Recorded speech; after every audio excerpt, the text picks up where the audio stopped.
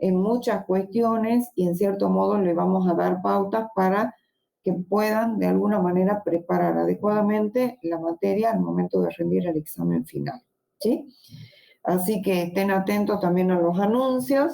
Los alumnos que ya han aprobado y que corresponden a la carrera de licenciado, lo mismo les pedimos que vayan a esa última clase que es de suma importancia para que ustedes tomen debida nota de los aspectos más salientes para poder prepararse de mejor manera al examen final, ¿sí? ¿Alguna duda, alguna inquietud, algo que no haya quedado claro?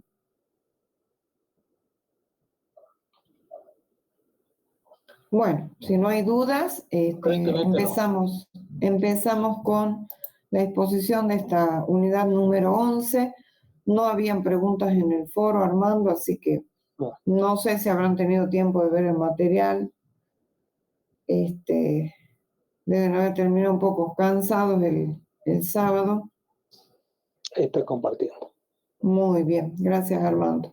Esta unidad, chicos, es muy importante y la tienen que saber. Así que le pedimos, por favor, que la estudien porque es el cierre y es la meta que casualmente persigue la contabilidad, cuál es la preparación de los informes contables, ¿sí? Ustedes ya en contabilidad elemental, cuando estudiaron el proceso contable, vieron de que el proceso contable consta de 3 grandes etapas. La etapa de captación de datos o captura de la información contable extraída de los documentos comerciales, ¿sí? Que son formularios en los cuales se ha plasmado un hecho económico y que son incorporados al proceso contable propiamente dicho. En la segunda etapa es el proceso contable, el cual utiliza 2 grandes herramientas o 2 grandes soportes, como son las cuentas y los registros contables. Allí es donde se vuelcan en los distintos registros de los que se nutre la contabilidad y donde se registran cada uno de tales hechos económicos. Luego de que la información contable ya ha sido volcada en tales registros, de ellos emana una planilla u hoja de trabajo denominada prebalance, que es lo que ustedes van a hacer casualmente en las horas de formación práctica.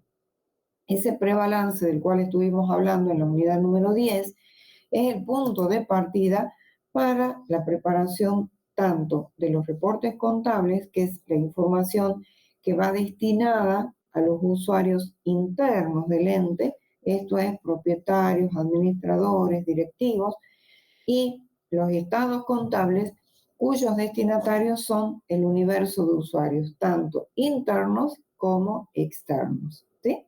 De eso es lo que vamos a hablar en la clase del día de hoy. Y aquí en la próxima diapositiva podemos apreciar lo que ya veníamos, en cierto modo, relatando en la clase anterior, donde hablamos de la doble información, ¿sí? Los informes contables que pueden revestir 2 modalidades. También allí dijimos que los informes contables no son más ni menos que el producto final que surge de ese proceso contable propiamente dicho y que con ellos la contabilidad puede cumplir su objetivo. ¿Cuál es el objetivo de la contabilidad? Suministrar una información contable que fuera útil y oportuna para la toma de decisiones y el ejercicio del control. Esos informes contables pueden revestir 2 modalidades: de uso interno, que casualmente son los reportes contables, y de uso externo, que son los estados contables. En la clase de hoy, y en esta unidad en particular, vamos a estudiar todo lo relacionado a los estados contables, es decir, la información que nuestras normas contables profesionales nos exigen, ¿sí? Los reportes uno los va diseñando acorde a las necesidades que tienen los usuarios internos. Y ahí, digamos, nuestra creatividad será un gran aporte porque nosotros somos quienes de alguna manera podemos irles brindando distintas modalidades o tipos de información, y en base a eso los usuarios internos van a ir de alguna manera requiriendo otros tipos de informaciones adicionales. Aquí esa información de los reportes contables se puede diseñar sin ningún formato de exigencia, sino que apelamos a nuestra creatividad, podemos acompañarlo con gráficos estadísticos, que eso es para las personas que quizás no están muy versados en materia contable, son de suma utilidad.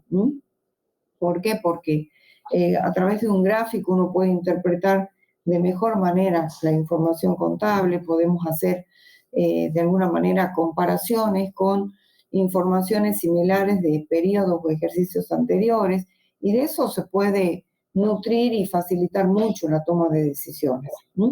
Entonces, vamos a focalizar aquí en todo lo relacionado a los estados contables. ¿Cuáles son los destinatarios de la información contable? Aquí tenemos una enumeración. Esta enumeración no es taxativa. ¿Qué quiero decir con esto? Que no son los únicos usuarios, pueden existir muchos otros. ¿Quiénes son los administradores? Son aquellas personas que tienen en sus manos el ejercicio de administración, todo lo vinculado a la gestión empresarial, ¿sí? Son esas personas las que necesitan esa información contable. También, sin duda alguna, los propietarios que revisten la calidad de socios en una sociedad de personas o accionistas en el caso de una sociedad por acciones. Los proveedores de mercaderías, de materias primas, de bienes de uso, o bien los acreedores por financiamientos, por compras que no están relacionadas directamente con el desarrollo de la actividad principal del ente. El Estado y los organismos públicos, sin duda alguna, también son los que van a requerir nuestra información. El Estado, ¿por qué? Porque el Estado actúa en calidad de agente de recaudación en sus tres niveles: a nivel nacional, AFIP, nivel provincial, rentas, a nivel municipal, la Dirección de Rentas a nivel municipal. Otros organismos públicos también son los que van a requerir la información contable, sobre todo para aquellas sociedades que cotizan sus acciones en bolsa y que oportunamente en materias afines del área contable van a profundizar su análisis. A los empleados también les interesa la información contable, porque ellos necesitan también ver qué tan solvente es el ente y qué tan serio es en el sentido de que le hagan los aportes a los organismos de seguridad social. Los gremios o sindicatos también requieren de dicha información. Las personas que de alguna manera están realizando inversiones en el ente, tanto actuales o los que están interesados en realizar inversiones y están evaluando si lo concretan o no, también les va a interesar la información contable.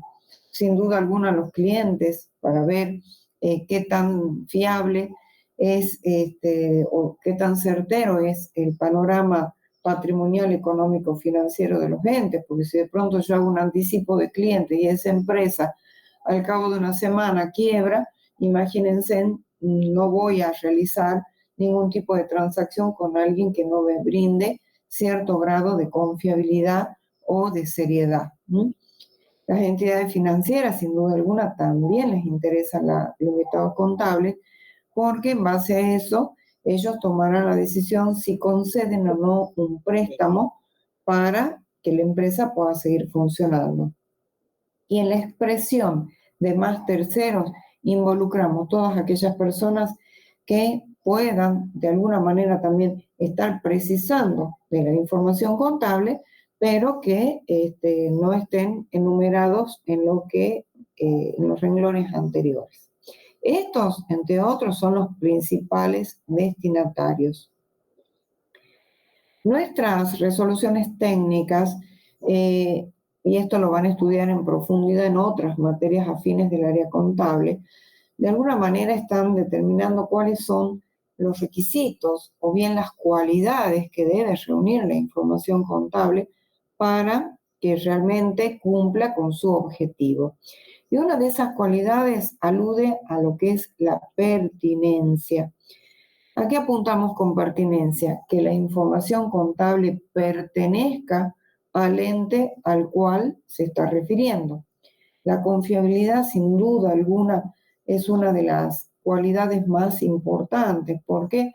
Porque digamos, nosotros tenemos que tratar de que la información contable sea lo más clara posible y que sea cierta y que permita a los distintos usuarios adoptar decisiones.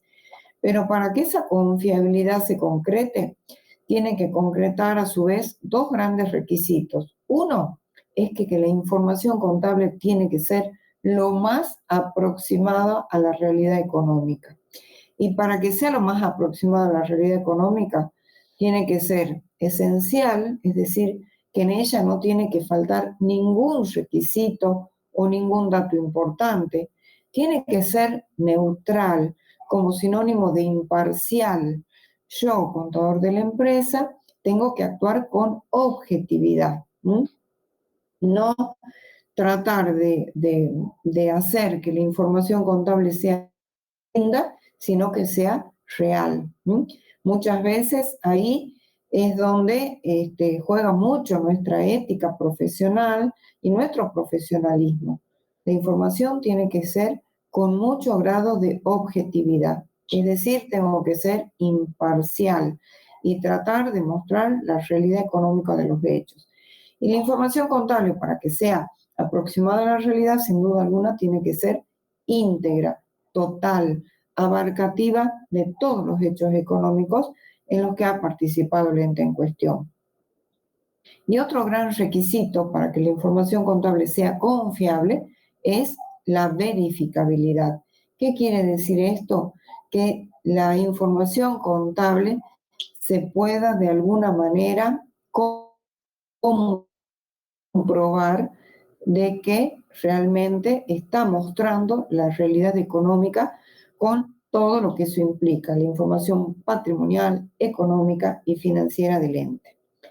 Otro requisito muy importante o cualidad es el de la sistematicidad. ¿Qué se entiende por algo sistemático? Algo que está debidamente organizado, que conforme un todo, que esté toda esa información esté estrechamente vinculada y relacionada en sí. Una cualidad muy importante que la vamos a ver como requisito de los estados contables es la comparabilidad. ¿Qué quiere decir esto? Que toda información contable se tiene que mostrar a doble columna. La primera columna numérica es la que corresponde al periodo o ejercicio cual se refiere la información contable. Y la segunda columna es la del ejercicio o periodo inmediato anterior. ¿Y por qué es importante que la información contable sea comparativa? Porque de esa manera la empresa y todos sus usuarios podrán advertir si la empresa ha evolucionado o ha involucionado. Es decir, yo podré apreciar si mi patrimonio de un periodo a otro o de un ejercicio contable a otro ha crecido o ha decrecido. Vamos a poder apreciar si el resultado del ejercicio fue favorable o no en comparación al año inmediato anterior. A eso apunta la comparabilidad. Y ese análisis es lo que ustedes van a ver en una materia muy, muy importante y muy, muy linda, que es el análisis de los estados contables, donde ustedes van a poder hacer el análisis a través de los índices, los ratios y ver cuál es la solvencia, la liquidez, la rentabilidad que la empresa pudiera estar teniendo. Al hablar de cualidad, sin duda alguna, tenemos que hablar de claridad de la información. Es decir, nosotros tenemos que tener presentes que los distintos destinatarios no son contadores, no están versados en materia contable. Mis clientes, mis empleados, los sindicatos, muchos de los propietarios no están versados en materia contable, no son contadores. Entonces, nosotros tenemos que ser lo más claro posible en lo que refiere a la exposición contable. Pero para que esa información sea clara, sin duda alguna, las cuentas de las que tenemos que valernos en ese plan de cuentas tienen que ser también claras, representativas de lo que pretendemos reflejar. A eso apunta la claridad. ¿Sí? ¿Se va entendiendo, chicos? Si hay algo que no quede claro, por No. favor, nos van preguntando. Y esta diapositiva, muy importante por cierto, es la que apunta a las características que tiene la información contable. Los estados contables pueden ser o sintéticos o analíticos. Son excluyentes. Si yo hablo del estado de situación patrimonial, o va a ser sintético o va a ser analítico, no las dos cosas a la vez. Este es un error muy común que cometen los alumnos cuando van al examen final y dicen que este estado contable es sintético y es analítico. No, o es una cosa o es la otra. ¿Cuándo decimos que un estado contable es sintético? Cuando el mismo está expuesto mediante la utilización de rubros, ¿sí? De rubros. Muchos, ¿qué es lo que dicen en una exposición de un examen final? Este estado contable es sintético porque se expone en una hoja 4. No, yo lo puedo poner en una hoja 4, en una hoja legal, en una hoja carta, y no necesariamente en una carilla, en una hoja, pueden ser más, ¿sí? La sinteticidad está apuntando al grado de exposición o desagregación de la información. Se utilizan cuentas globales, se usan rubros, en tanto que un estado contable analítico, por el contrario, como su nombre lo indica, utiliza las cuentas más desagregadas, ¿sí? Utiliza las cuentas propiamente dichas. Ya habla de, supongamos, de mercadería, anticipo a los proveedores, de materia prima, de productos en proceso, productos en curso de elaboración, por ejemplo, si nos estamos refiriendo a cuentas que conforman el gran rubro bienes de cambio, ¿sí? ¿Ven la diferencia? Eso es lo que ustedes tienen que apuntar cuando hablamos de síntesis o de analítico. Los estados contables pueden ser estáticos o dinámicos, por eso están pintados del mismo tono. Son excluyentes. ¿Cuándo decimos que un estado contable es estático? Cuando el mismo está referido a una fecha de tiempo determinada. Yo refiero la información al 31 de diciembre del 2021. ¿Sí? Está haciendo alusión a esa fecha. Es como decir, tomo una fotografía en ese instante de tiempo. A diferencia de un estado contable dinámico, que es aquel en donde la información contable está referido a un determinado lapso de tiempo y donde la información parte de saldos iniciales y llega a saldos finales, mostrando los movimientos habidos a lo largo de todo ese periodo o ejercicio objeto de estudio. ¿Sí? Esa es la gran diferencia entre uno y otro. Un estado contable es comparativo cuando presentamos la información a doble columna, como recién decíamos. En la primera exponemos la información del presente ejercicio objeto de análisis y en la segunda la información del ejercicio o periodo inmediato anterior. Hasta hoy, por imperio de las normas contables profesionales, los 4 estados contables que son de carácter exigibles por las normas contables profesionales exigidas por la FAPSE, son de carácter comparativo. ¿Sí? Bien. ¿Cuáles son los estados contables básicos que exigen nuestras normas contables? Aquí están los 4 estados. El estado de situación patrimonial, ya conocido por ustedes y que hoy vamos a profundizar su estudio, el estado de resultados, el estado de evolución del patrimonio neto y el estado del flujo de efectivo. Este último lo van a estudiar en tercer año, por eso que acá tan solo para esta contabilidad básica en los exámenes tan solo le vamos a pedir concepto, características y nada más, ¿sí? En cuanto a la información complementaria que también vamos a analizar aquí, la misma está de alguna manera ilustrada en una carátula que es el encabezamiento de los estados contables, ya le vamos a mostrar ejemplos, y también esa información complementaria se vuelca en las llamadas notas y en los llamados cuadros anexos que hoy vamos a analizar y que vamos a complementar su estudio en la última clase integral que oportunamente vamos a informar. ¿Sí? Veamos ahora dar un concepto de cada uno de estos estados contables y vamos a ver sus características y también la diagramación o estructuración. El estado de situación patrimonial es un estado contable básico que muestra, como su nombre lo indica, la información patrimonial y también financiera del ente a una fecha determinada. ¿Sí? Es el que expone a través de esa estructura al lado de la izquierda un rectángulo donde está el elemento activo y de la derecha el elemento pasivo o patrimonio neto.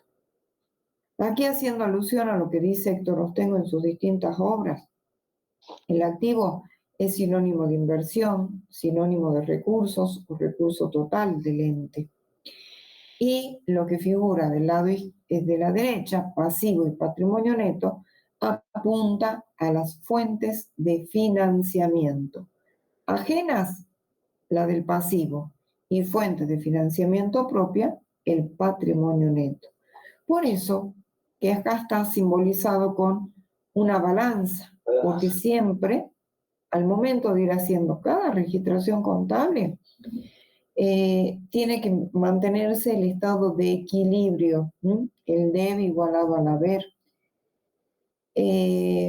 También decimos que este estado contable, más allá de que muestra la información de cómo está conformado el patrimonio en sus tres elementos integrantes, activo, pasivo y patrimonio neto, también decimos que muestra la información financiera. Y acá es una característica que los alumnos se olvidan de exponer. ¿Y por qué decimos que es financiera? Porque casualmente el pasivo y el patrimonio neto están mostrando cuáles son las fuentes que van a financiar al elemento activo. ¿Sí? Pasemos a la próxima diapositiva, Armando. Características. Y acá están las características de este estado contable. Este estado contable, y esto por favor sépanlo muy bien, son preguntas claves en las mesas de exámenes y donde generalmente se confunden. El estado contable decimos que es sintético. ¿Por qué dijimos que es sintético? Porque la información que él presenta en su cuerpo es a nivel rubros. Yo hablo de rubro caja y banco, inversiones temporarias, hablamos de créditos por ventas, que son rubros. ¿Sí?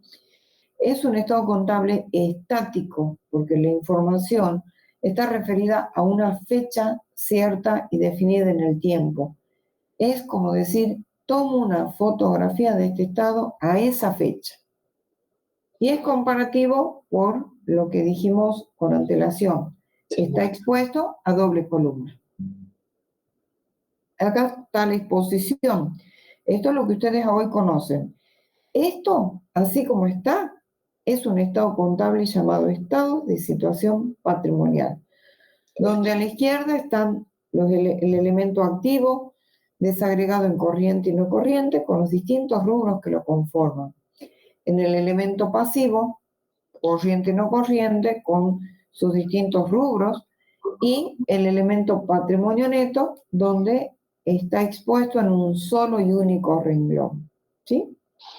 Esta es la estructura y que ustedes la tienen que saber perfectamente, así como está acá, para el examen final. Porque son todos los rubros que vinimos viendo a lo largo de la cursada. Y este es un ejemplo numérico ya de un estado de situación patrimonial, donde están expuestos los rubros que conforman en el caso de una empresa dada. Aquí me voy a detener y hacer una aclaración. No todos los rubros que mostramos en la diapositiva anterior van a estar en el cuerpo de los estados contables de cualquier empresa.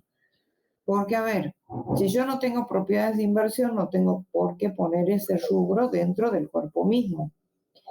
Si no tengo inversiones temporarias, obviamente no va a aparecer, ¿sí? Entonces, ¿qué expongo yo en mi estado de situación patrimonial? Y voy a exponer aquellos rubros que realmente, de alguna manera, han ido participando a lo largo de un periodo o ejercicio. Si no, no tiene sentido exponerlo. Y fíjense que acá, algunos rubros tienen entre paréntesis aclarado nota y de un número. En el de inversiones temporarias tiene la aclaración anexo y notas, que es lo que vamos a ir viendo más adelante. Este es un ejemplo típico de un estado de situación patrimonial donde podrán apreciar que el total del activo iguala a la suma del pasivo y patrimonio neto. ¿Sí? ¿Sí? Acá, chicos, para que no se confundan con este estado de situación patrimonial, nosotros recién dijimos que una de las características que tenía era que era comparativo. En este caso, no lo tenemos comparativo. Si sea comparativo, debería tener otra columna más, ¿con qué? Con los saldos de esas cuentas, ¿no es cierto?, de los rubros, ¿a qué fecha? A fines del ejercicio anterior, que ya después van a ver ustedes cómo se hace para hacer la actualización de ese importe para poder compararlo. ¿Estamos? Muy bien. ¿Alguna duda, chicos, hasta acá? No hay, supongo que estarán presentes. Haya Tania, levantado la mano, Tania. Te escuchamos, Tania. O si querés escribir en el chat, como gustes. Acá María Romero dice, ¿puedes repetir el comparativo? El comparativo. La información contable tiene que estar expuesta a doble columna, salvo en el primer ejercicio, que es el caso de lo que estamos proyectando en este momento. ¿Por qué decimos que la información tiene que ser comparativa? Porque las normas contables nos exigen que así sea. En una primera columna vamos a poner la información contable del presente ejercicio o periodo que estamos analizando.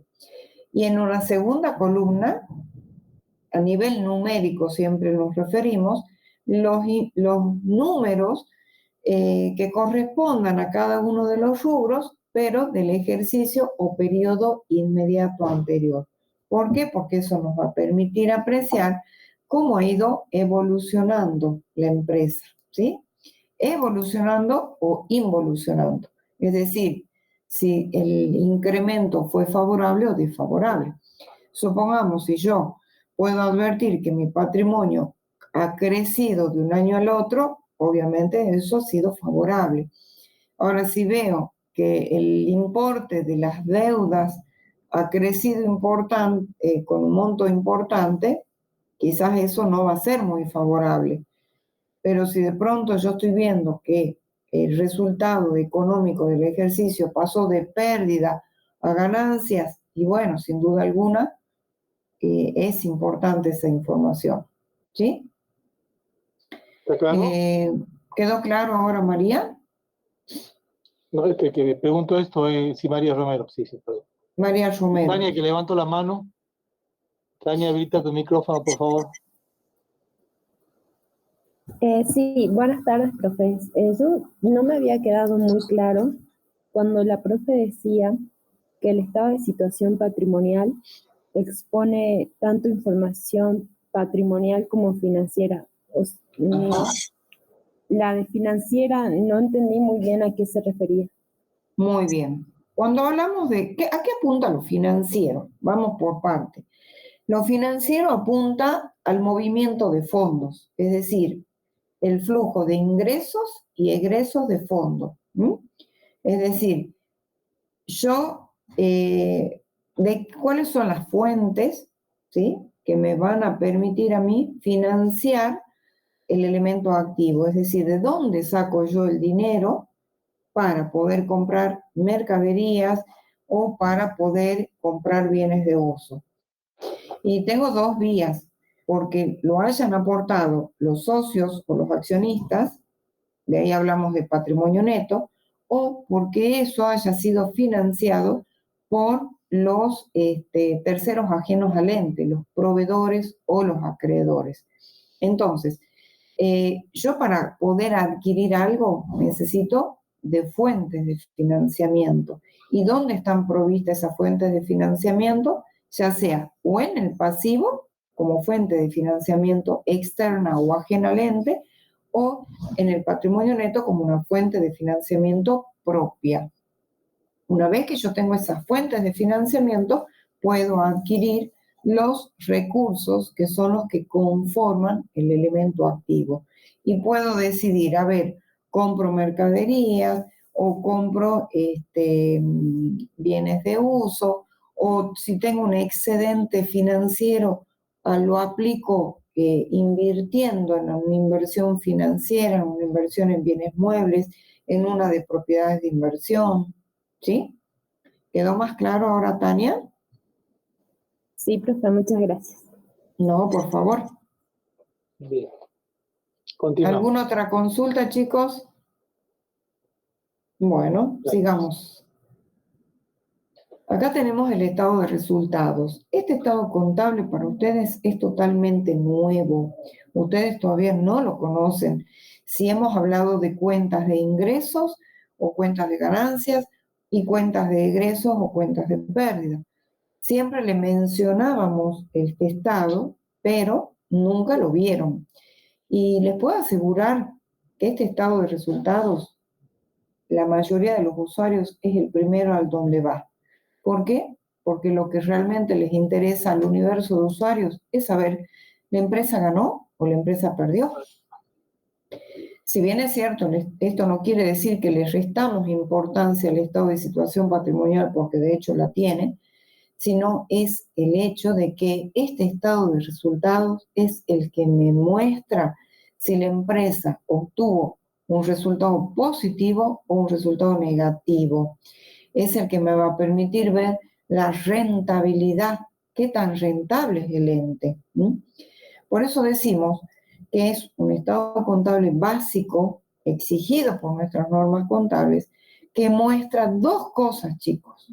Dos cosas que están resaltadas y subrayadas. Por un lado, ¿cuál es el resultado atribuible al periodo o al ejercicio? Y por el otro, ¿cuáles fueron las causas que generaron ese resultado? ¿Sí? No tan solo queremos saber por qué obtuvimos 2.500.000 de ganancias, sino en por qué incrementaron las ventas. Hay que ver la causa, hay que ver los motivos. ¿Cuáles son sus características? Al igual que el estado de situación patrimonial, es un estado contable sintético, porque la información está mostrada, a través de la utilización de rubros. No hay cuentas dentro de este estado, hay grandes componentes que son rubros. Este estado contable, a diferencia del estado de situación patrimonial, es un estado contable dinámico. ¿Por qué? Porque las cuentas que lo conforman, tanto las cuentas de ganancia como las cuentas de pérdida, son cuentas con saldo acumulativo. ¿Qué quiere decir esto? Que van acumulando los saldos desde el inicio del ejercicio o periodo hasta su finalización.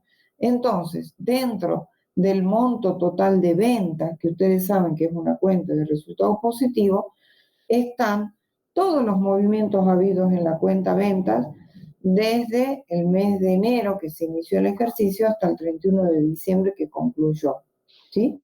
Está en la sumatoria de todas las ventas habidas a lo largo del periodo o ejercicio, ¿sí? Por eso decimos que es dinámico. Y de igual forma pasa con las cuentas de pérdida, como es el costo de mercadería vendida, como son las cuentas de resultados financieros o cuentas como, por ejemplo, gastos de comisiones por ventas, de intereses perdidos. Ya vamos a ver bien cómo está conformada su estructura. Y este estado de resultado, al igual que el estado de situación patrimonial, es comparativo, es decir, muestra la información a doble columna. Este cuadrito ha sido extraído de Héctor Ostengo, no es invención de la cátedra, no nos llevamos ningún algo que no nos pertenece, ¿sí?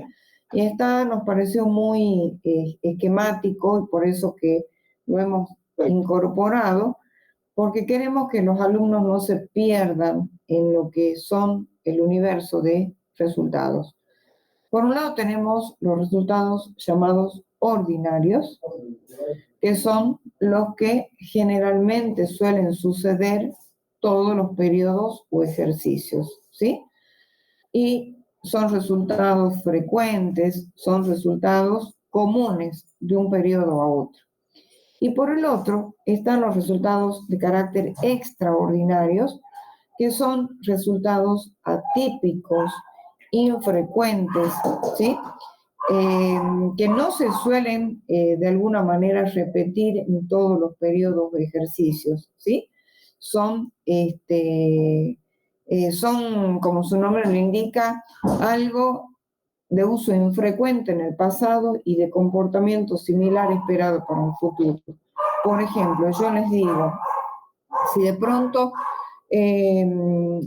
tuvimos un incendio de una sucursal o del depósito de mercaderías, ¿ustedes qué piensan? ¿Eso se va a repetir todos los años?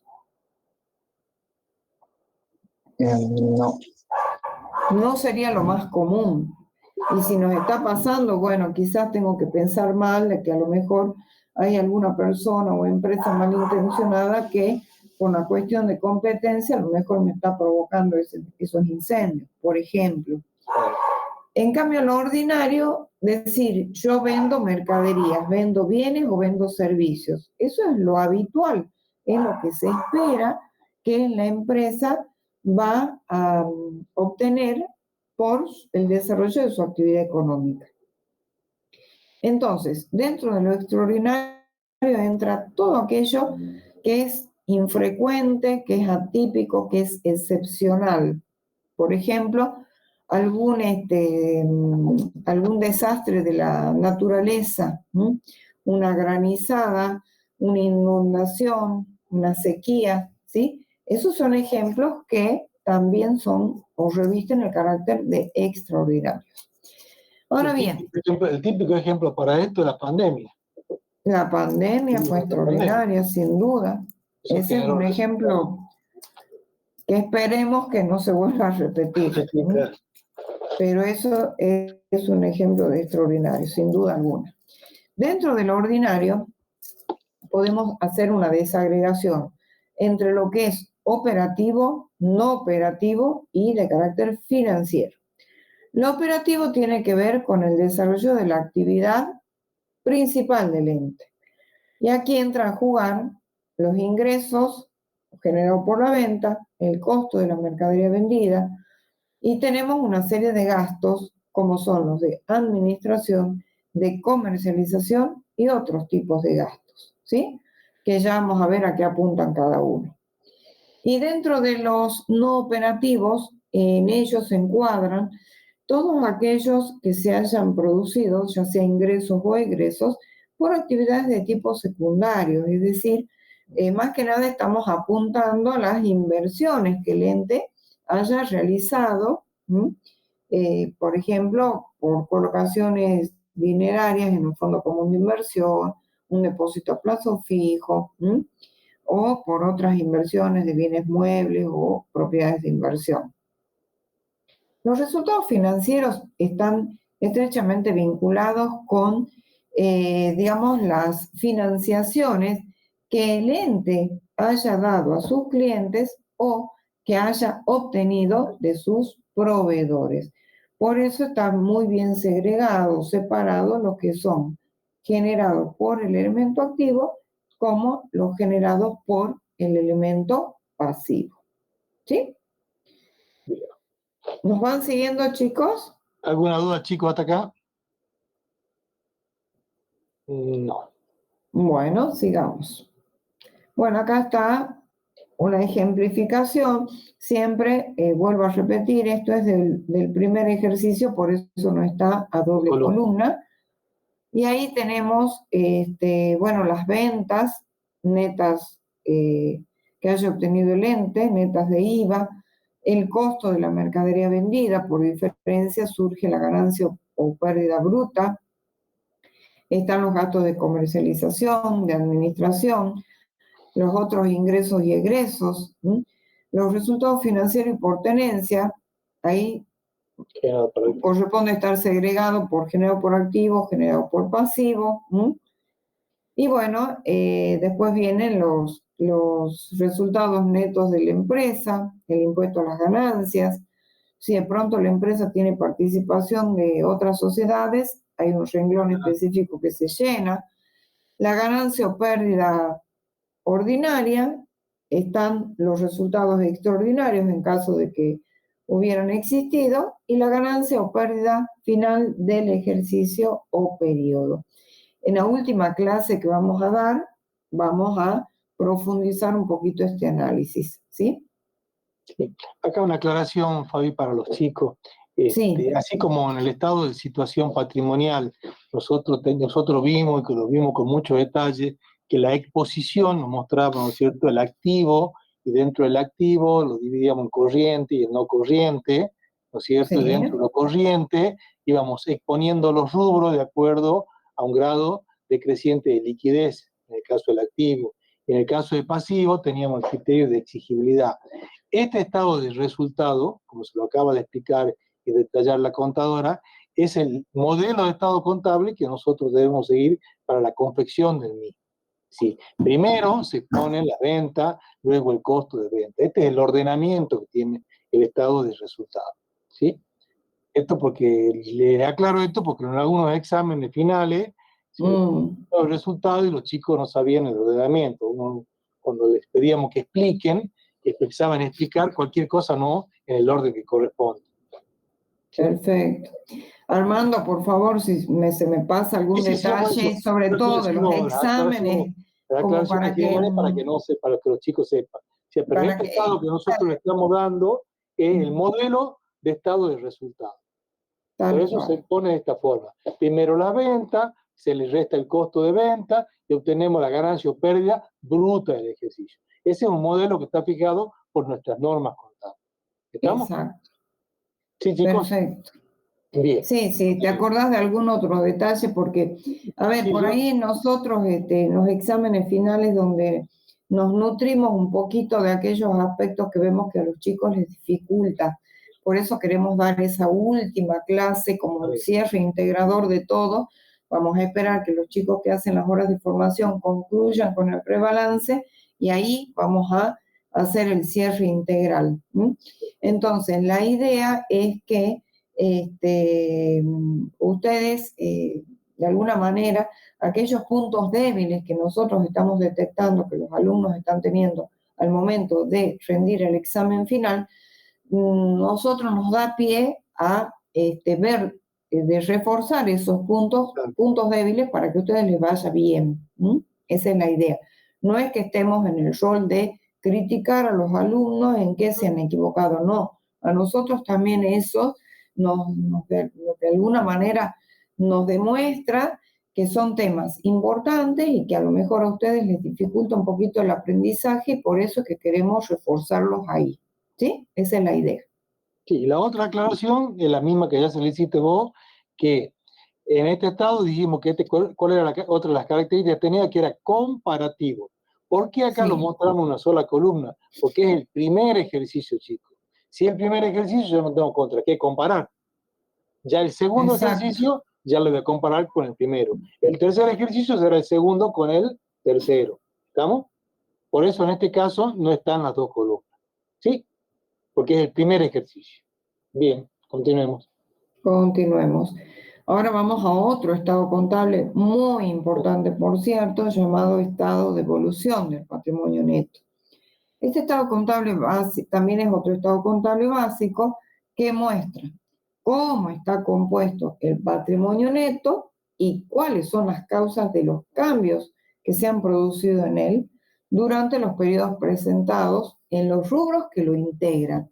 Fíjense, hay dos palabras claves que están subrayadas porque casualmente allí los alumnos dan una definición incompleta en los exámenes finales. Así como en el estado de resultados decimos que muestra el resultado y las causas de esos resultados, aquí decimos cómo está compuesto el patrimonio neto y cuáles fueron las causas de los cambios que se han producido en él durante un periodo de tiempo determinado. Ahora bien, ¿cuáles son sus características? Analítico. A diferencia de los dos estados contables anteriores, aquí la información está desagregada, está expuesta a nivel de rubros, pero también de cuentas. Por eso es que hablamos de analítico. Es un estado contable dinámico por excelencia, porque parte de los saldos iniciales, los movimientos operados durante un periodo o ejercicio, y el saldo final a fecha de cierre. Y al igual que los anteriores estados contables, es de carácter comparativo. ¿Por qué? Porque coteja la información del presente ejercicio o periodo con la del periodo o ejercicio inmediato anterior. Y acá está la estructura de este estado de evolución. Bueno, quizás acá no la van a poder apreciar bien porque está chiquitita, pero ustedes vean el Power y si ya lo han visto, lo van a interpretar mejor.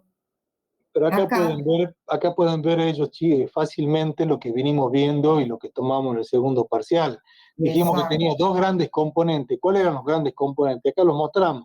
Aporte de los propietarios, fíjense de arriba, y resultados acumulados. Dentro de los aportes de los propietarios, ¿cuáles eran las cuentas que teníamos? Capital social, el ajuste de capital, los aportes irrevocables y las primas de emisión. Y dentro de los resultados acumulados, tenemos ahí dividido en tres grandes grupos. Tenemos las ganancias reservadas, legal y otras reservas, los resultados diferidos y el resultado no asignado. Y sobre el margen izquierdo tienen un conjunto de ítems donde nos van mostrando cuáles son los cambios que han ido sufriendo durante ese ejercicio que estamos analizando. ¿Estamos? Bueno, es muy importante este estado contable. Fíjense, ahí tenemos dos grandes rubros llamados, que es lo que estudiamos casualmente en la clase de la unidad número 9, cuando estudiamos patrimonio neto. Aporte de los propietarios y resultados acumulados. Y dentro de esto está lo que vimos en aquella clase: el capital suscripto, ajuste de capital, el aporte irrevocable y las primas de emisión. Y a su vez, los resultados acumulados son las ganancias reservadas, ¿sí? Y los resultados no asignados, y en una fase intermedia los llamados resultados diferidos. Y dentro de esas ganancias reservadas está la reserva legal y habla de otras reservas. Y dentro de esas otras es donde encuadramos la reserva estatutaria y la reserva facultativa. En la primera columna que hace alusión al detalle, ahí casualmente ahí están mostrando los las causas de los movimientos, ¿sí? Partimos de un saldo al inicio del ejercicio. Fíjense, ahí hay un renglón que dice modificación del resultado del ejercicio. Ahí es donde entran a jugar los áreas que hemos hablado en clases anteriores, en la unidad 9, ajuste de resultados de ejercicio anterior. Si yo detecto en octubre algún error que cometí de evaluación de exposición en los estados contables del año anterior, no me puedo quedar de brazos cruzados. Cuando prepare ahora la nueva información, ajusto el resultado del ejercicio inmediato anterior a través del uso del área. Y ahí parto ya de un saldo modificado.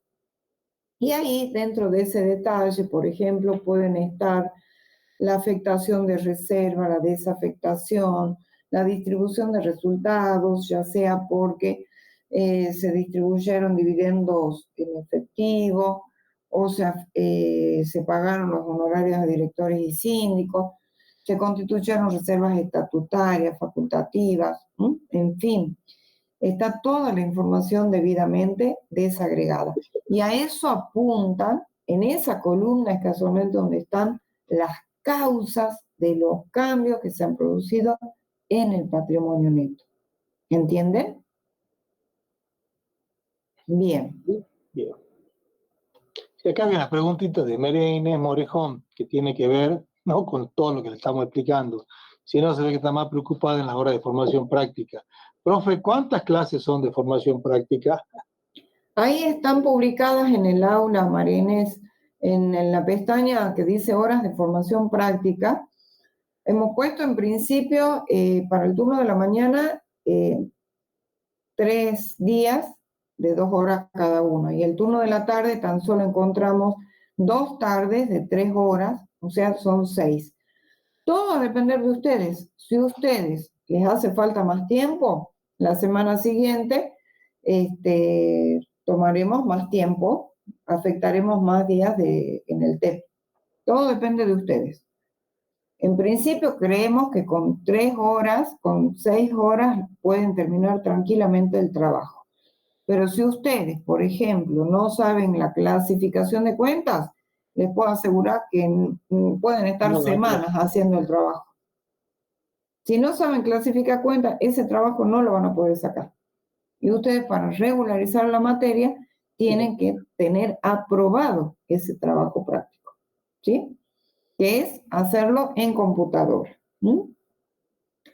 mediante un programita especial que, bueno, vamos a habilitar para tal fin.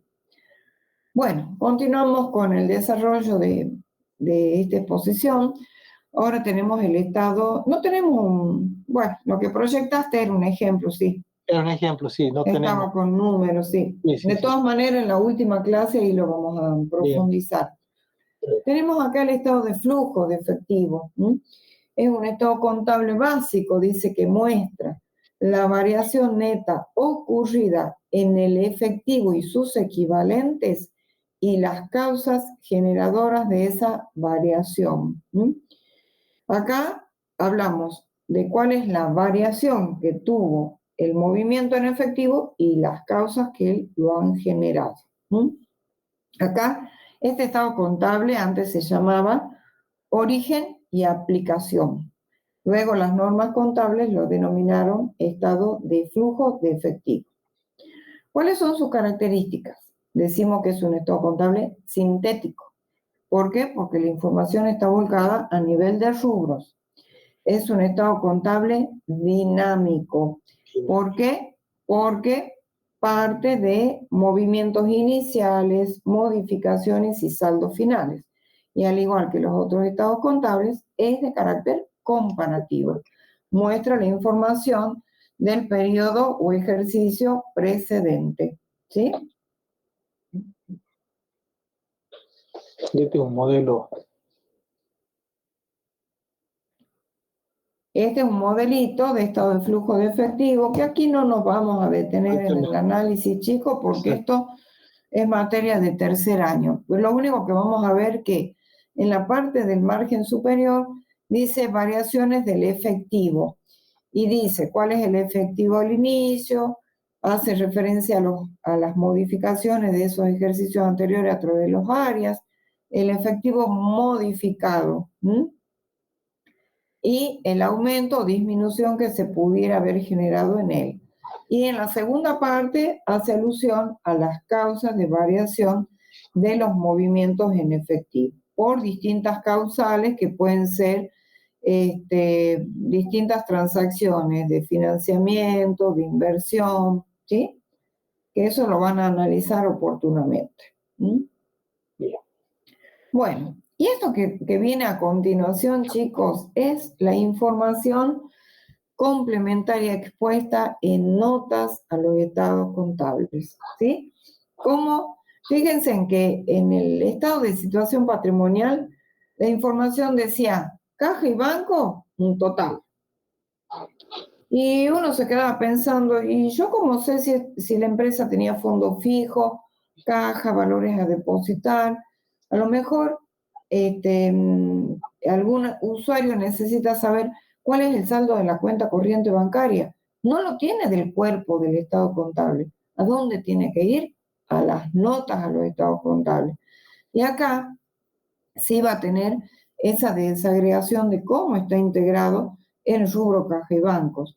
En caja, en banco, fondo fijo, valores a depositar. Y así va a ser con todos los rubros que conforman el estado de situación patrimonial. ¿Sí?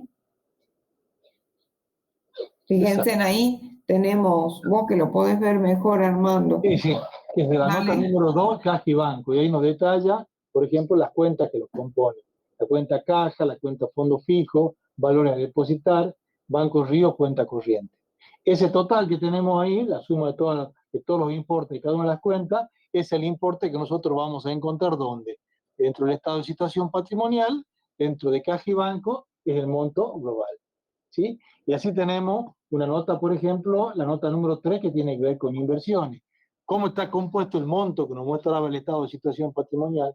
Bueno, voy a ver la nota número 3 y nos dice que tenemos en títulos y acciones, porque las notas ya nos muestran la información a nivel de cuentas.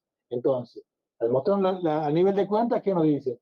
El rubro de inversiones tenemos títulos y acciones por un valor determinado.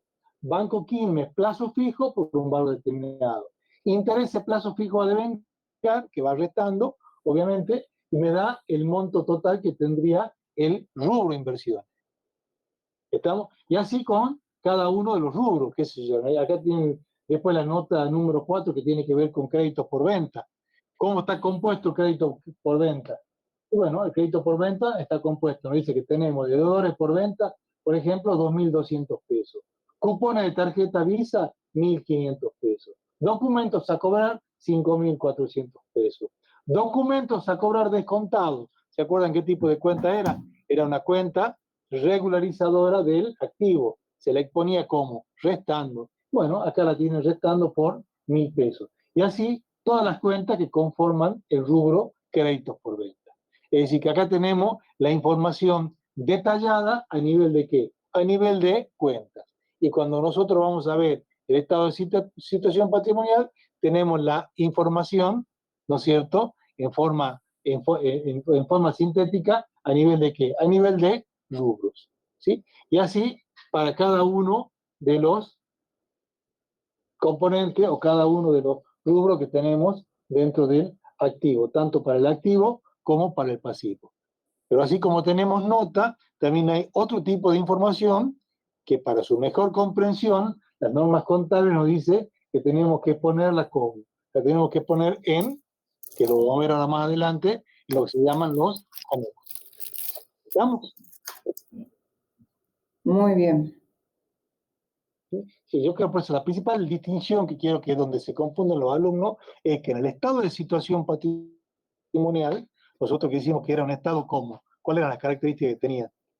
¿Era analítico o sintético? Era sintético, entonces mostrábamos la información a nivel de qué? A nivel de rubros. Y en las notas y los anexos tenemos la información detallada a nivel de qué? A nivel de cuentas. ¿Estamos?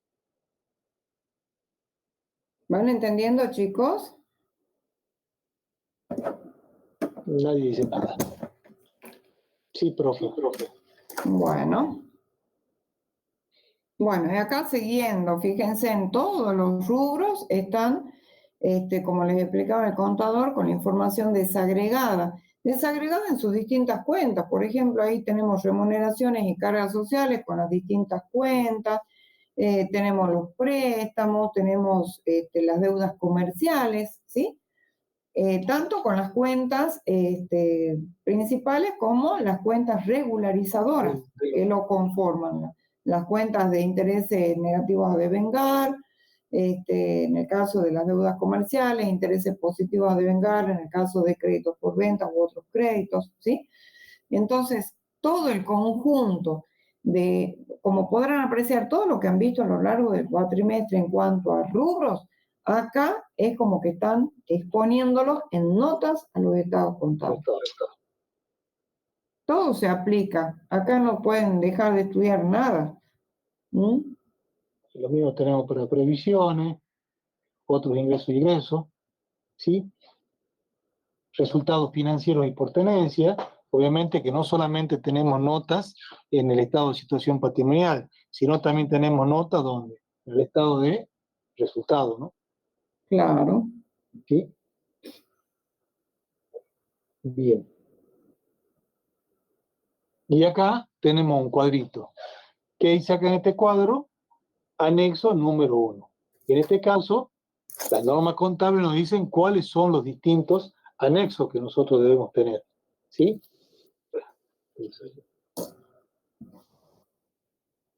Perdón. Y acá tenemos el primer anexo, que es el anexo, como dice su nombre, inversiones. ¿Sí? En donde nosotros acá, en este cuadro, mostramos cuáles son las distintas inversiones que tenemos y cuál es la evolución que tiene esa inversión. ¿Estamos? Yo no sé si no quiero detallar tanto para no confundirlo. Lo que me interesa es que los chicos sepan es que existen cuadros anexos y qué información se muestra, tanto en Exacto. notas como en cada uno de los anexos. La ¿Sí? conformación, o mejor dicho, la preparación de los estados contables, chicos, no es materia de este curso, ¿sí? Pero nosotros tenemos que poner en conocimiento, hacerles ver de que existen determinados cuadros anexos, no les vamos a pedir la estructura, pero sí los nombres. En los exámenes estamos pidiendo, a ver, denos 2 ejemplos de anexos que conforman el estado de situación patrimonial. Les pedimos, por favor, ahí que no inventen, porque tuvimos casos de ejemplo, ¿te acuerdas, Armando? Sí. Los últimos exámenes inventan anexos que no existen, no existen. Los únicos anexos que están son los que están acá en el caso de este ejemplo, ¿sí? Entonces, eso les pedimos que hagan. ¿Mm?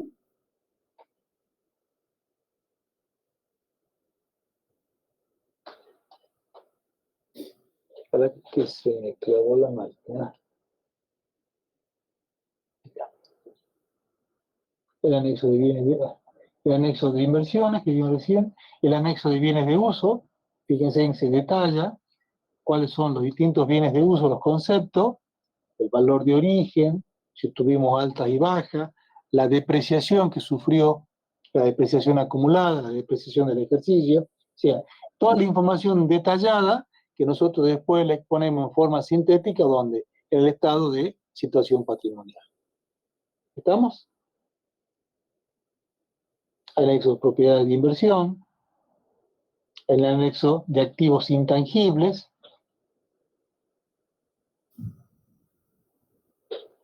el anexo de previsiones y reservas. Este anexo de previsiones y reservas siempre lo dan incompleto, dicen o anexo previsiones o anexo reservas, y no, es conjunto.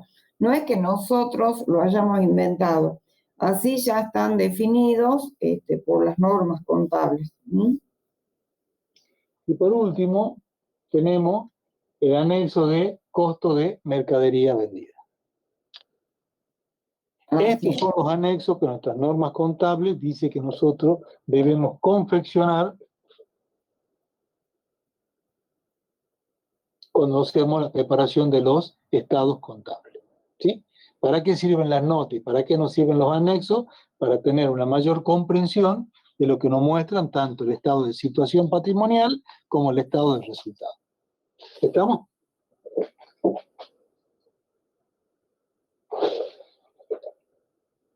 Bueno, a ver. Tenemos el anexo de distribución de gastos, que está relacionado y vinculado a qué? Al estado de resultado.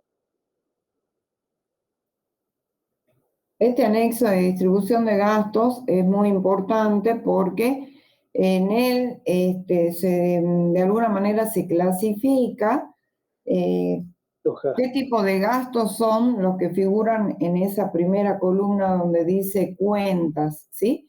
Y se los clasifica, ya sea como gastos de administración o gastos de comercialización, o bien se los prorratea atendiendo algún parámetro.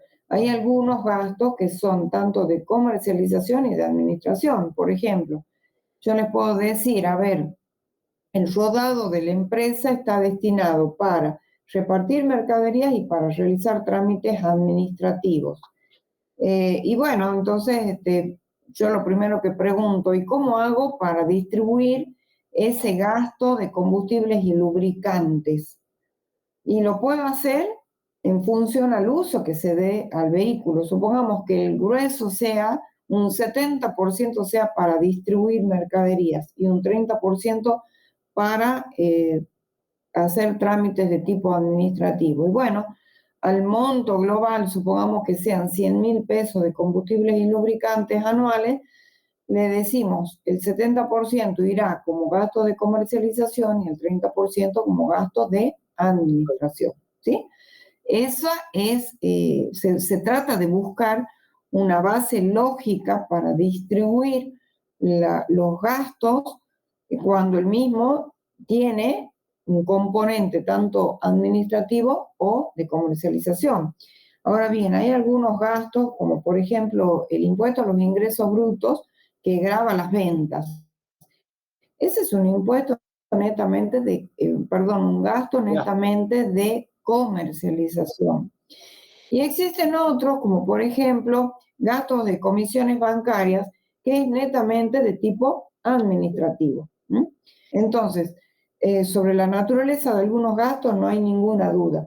Y sobre aquellos en los cuales puedan participar tanto como gastos de comercialización y de administración, se trata de buscar una base lógica con la cual se puede prorratear. Por ejemplo, ¿qué hago yo con la luz y agua del local comercial y del salón de ventas? Supongamos que tengo todo en un mismo edificio. Y bueno, tranquilamente puedo decir, tantos metros cuadrados cubiertos está afectado al sector ventas y tanto al sector de administración. Entonces, supongamos que sea 80 para venta y 20 para administración, digo, el 80% del gasto de luz y de agua se destina a comercialización, el 20% a administración. Usamos algún parámetro y ahí es donde tenemos que apelar a nuestra imaginación, a nuestra creatividad, a tratar de buscar parámetros que sean representativos de la realidad. Sería injusto que yo diga, sí, bueno, el gasto de luz lo hagamos 50 y 50 cuando yo estoy viendo que el grueso del edificio está destinado a la parte comercial. ¿Se entiende? Entonces, ahí es donde tenemos que actuar con criterio, con lógica, razonando, ¿m? Y es por eso que nosotros siempre hemos tratado de instarlos a eso, a que ustedes razonen y apliquen algún criterio. Bueno, con esto terminaríamos esta unidad 11, pero vuelvo a ser insistente en lo siguiente. Les pedimos por favor que estén atentos a los anuncios. Después del 10 de diciembre estimamos de que ya vamos a concluir con el dictado de las horas de formación y ahí vamos a robarle un tiempito, 1 hora y media a lo mejor, para dar un cierre integrador de esta clase. Los alumnos que cursan la carrera de licenciado y ya han regularizado, no se pierdan, estén atentos a los anuncios. los alumnos, en la medida que van cursando las horas de formación práctica y las van aprobando, también estén atentos a los anuncios. Esa última clase es sumamente importante. Y si bien es cierto, ustedes a lo mejor van a estar preparando el examen para alguna materia final, no se olviden de que contabilidad es el eje o columna vertebral de la carrera que han elegido. Entonces, va a ser una hora y media que vamos a tratar de hacer un cierre integrador. Acá pregunta Santiago Robles si hoy día es el cuestionario de patrimonio neto. No, no le hemos puesto cuestionarios, chicos, porque sabemos que ustedes estaban con el tema del parcial y queremos priorizar ese tema. Así que no hemos hecho cuestionarios, ¿sí? Les pedimos que lo que tengan que recuperar, ya en breve, entre hoy a la noche, mañana a primera hora, estamos publicando las notas, ¿sí? La mayoría de los profesores ya nos la proporcionó, pero nos gusta darles a todos por igual la novedad. Así que ya en breve, estén atentos, le vamos a publicar, pero entendemos que cada uno sabe perfectamente cómo le ha ido, y bueno, al que no le ha ido bien, desde ya les pedimos que se pongan a estudiar.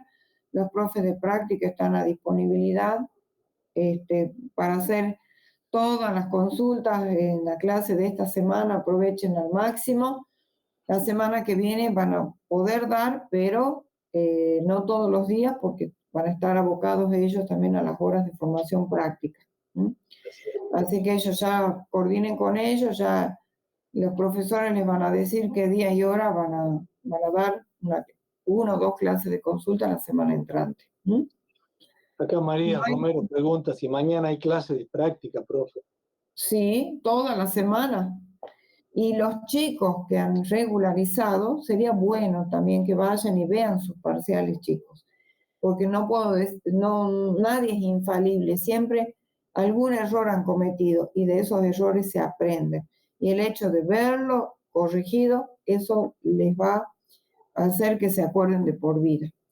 Los que han regularizado o hayan aprobado este segundo parcial, yo les aconsejo, sigan yendo, porque siempre hay algo que aprender, todos los días se aprende algo, nosotros seguimos aprendiendo a diario.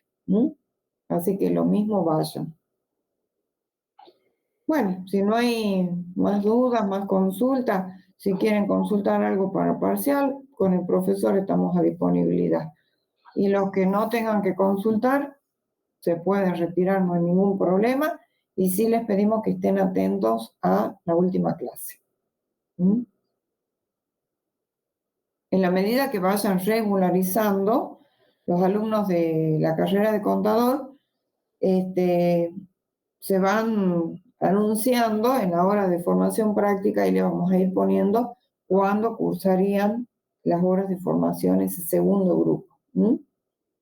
Tienen que estar atentos, chicos, y entrar a la página y ver los anuncios que se les va dando.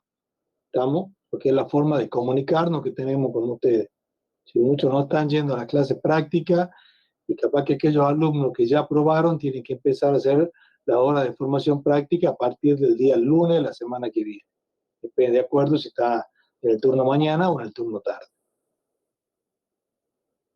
Y si hay algún alumno que tenga dificultades con los horarios, nos avisa. Se pueden cambiar del turno de la mañana a la tarde o viceversa. No va a haber problema porque entendemos de que los del turno de la mañana entiendo que no van a tener inconveniente por cuanto se respetó y pudimos tomar las horas nuestras de la cátedra. No se pudo hacer lo propio en el turno de la tarde-noche porque está ocupado el TEP. En la tarde están todos los demás cursos utilizando, entonces los espacios que hemos encontrado son los únicos que hemos publicado. Entonces, si a lo mejor a ese grupo de la tarde se le dificulta para ir, y bueno, nos avisa y vemos la forma, o bien esperemos hasta el segundo grupo, con el otro turno, los podemos ubicar también. Calculo que ahí ya vamos a tener mejor disponibilidad áulica. Así es. Bueno. Bueno, chicos, Si no tienen dudas, bueno, los esperamos en la clase de cierre. Y los alumnos que tengan que recuperar, por favor, y sobre todo aquellos que ya han hecho uso del flotante, pongan el máximo esfuerzo porque es la última oportunidad para regularizar la materia. Así es. Así que saquen provecho a las clases de consulta y ante todo estudien, chicos. De eso se trata. El rol de ustedes no lo podemos sustituir nosotros. Así que es la recomendación que les damos. Y los que se quieran quedar y hacer consulta, estamos acá con el profesor a disponibilidad. Pero háganos consulta, no se queden con las cámaras apagadas y no sabemos si están o no están. Así es. Buenas noches, profe. Buenas noches, chicos. Suerte.